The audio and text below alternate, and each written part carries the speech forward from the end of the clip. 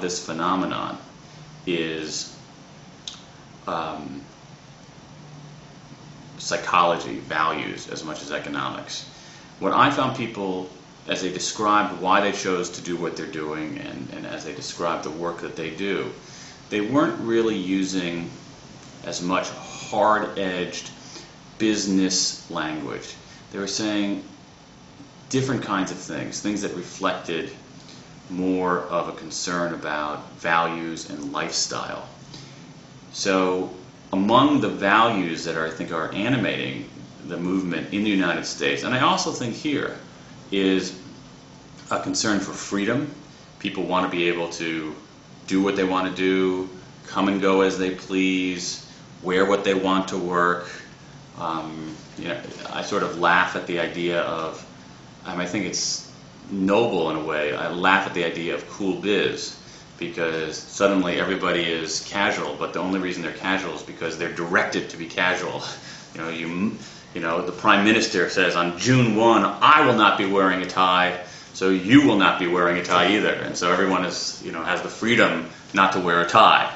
But so there's a sense of doing what they want, people having some kind of liberty. Now that's a slightly more American sentiment, but I see it here too. You see it here too. You have it. I think that's one reason why the Japanese popular culture is so vibrant, is that is the channel with which people are expressing their individuality. They're using their freedom to create. And now I think that's moving a little bit more out of the pure pop culture world into the broader workforce.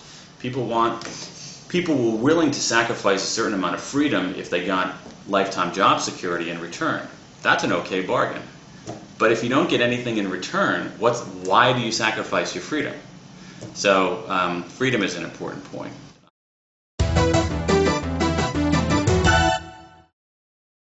Another interesting value for these free agents was authenticity. Does that make sense? Authenticity, meaning being who you really are.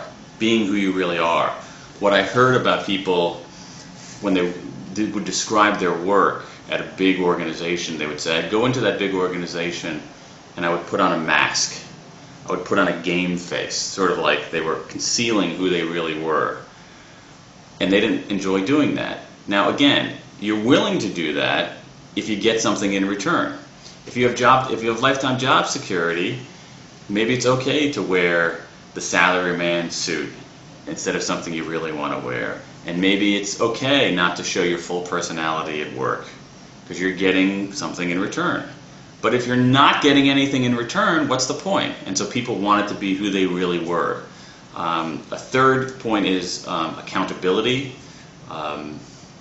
People want to be held accountable for their work. They want to do something that has an impact.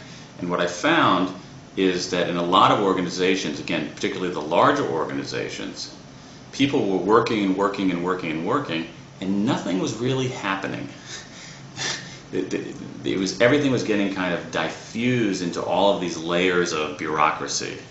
A Japanese person told me that the best approach to working at a large Japanese company is never call in sick, never take a day off, never do anything. So this idea that there's kind of like sort of this activity but no action was very frustrating to people.